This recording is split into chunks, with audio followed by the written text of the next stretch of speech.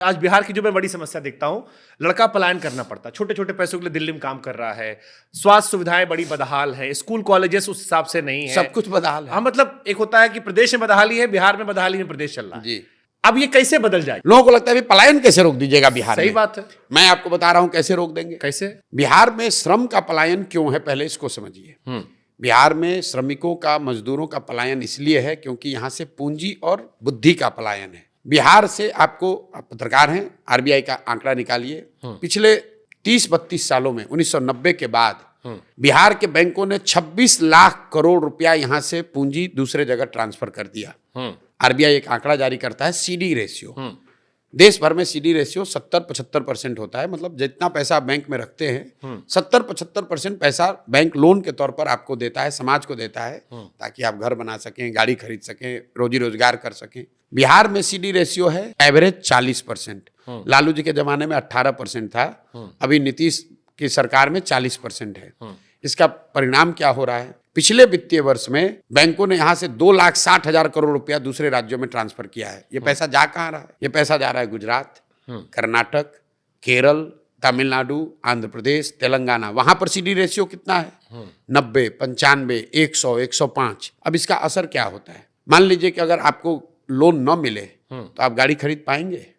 अगर आपको लोन न मिले तो क्या आप अपना बिजनेस कर पाएंगे? अगर बिहार के लोगों को नोएडा में घर खरीदना है, उसको लोन नोएडा में मिल जाएगा, लेकिन बिहार के आदमी को पटना में घर बनाना है, बैंक वाला लोन नहीं देगा। जो पूंजी की उपलब्धता है वो सबसे जरूरी है। तो जो हम लोग बना रहे हैं कि 15 साल से कम उम्र के बच्चे को इतनी अच्छी शिक्षा दो कि वो व्यवस्था और राज्य पर बोझ ना बने। 15 साल से 45-50 साल के लोगों को, जिनको फिर से पढ़ाया नहीं जा सकता है, उनको आप पूंजी उपलब्ध कराओ ताकि वो रोजी रोजगार कर सके। जैसे इसके लिए सर फंड आना होगा। नहीं, फंड तो आपको बता रहे हैं, कॉलेज के फंड बजट से नहीं आना है।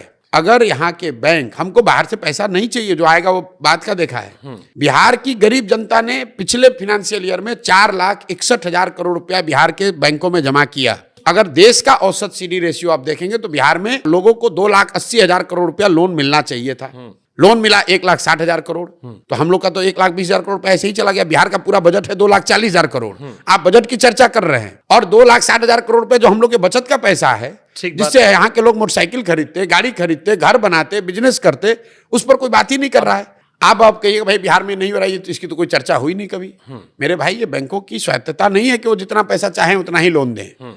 एक वैधानिक उन पर ये उनकी जिम्मेवारी भी है कि उनको 70% पैसा लोन के तौर पर देना ही देना है। बजाब्ता मुख्यमंत्री के चेयरमैनशिप में एक कमेटी होती है जो कि हर महीने जिसको देखना है कि ये पैसा पूंजी लोगों को उपलब्ध हो। लेकिन बिहार में जैसे टीचर, दरोगा, डॉक्टर, इंजीनियर, अफसर बात नहीं सुन रहा है सरकार की, वैसे बैंकर भी नहीं सुन रहे हैं। आप इसका एक उदाहरण देखिए। मान लीजिए कि आप एक युवा हैं जिसको बाल काटने आता है बिहार में, आपके पास 20,000 रुपया है। आप बैंक में गए कि अगर हमको 80,000 रुपया लोन मिल जाए तो मैं एक सैलून डाल दूंगा, 4-5 लोगों को रोजगार भी दूंगा, अपना परिवार भी चलाऊंगा। बैंक से लोन मिला नहीं। अब आप 20,000 का इस्तेमाल कैसे करेंगे? 5,000 रुपया किसी जॉब के दलाल को देंगे, ठेकेदार को देंगे, जो आपको बॉम्बे में किसी सैलून में नौकरी दिलाएगा। 5,000 रुपया का ट्रेन का टिकट, बस का खरीदेंगे, वहां जाकर खोली में रहने का, स्लम में रहने का एडवांस देंगे।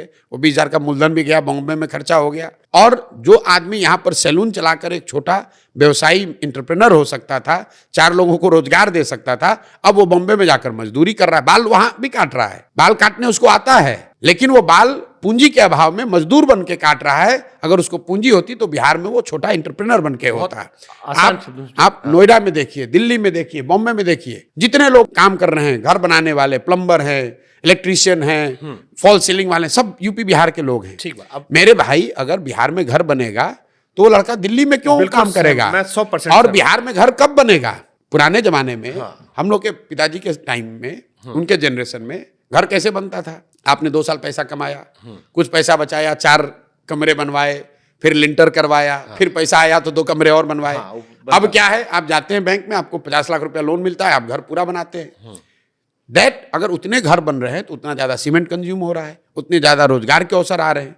तो जो हमारे साथ दुनिया भर के इकोनॉमिस्ट, जिनको मैंने साथ में जोड़ा है, जो हम लोगों ने मॉडल बनाया है कि अगर बिहार में पूंजी की उपलब्धता को ठीक कर दिया जाए तो बहुत बड़े पैमाने पर डिस्ट्रेस माइग्रेशन को रिवर्स किया जा सकता है।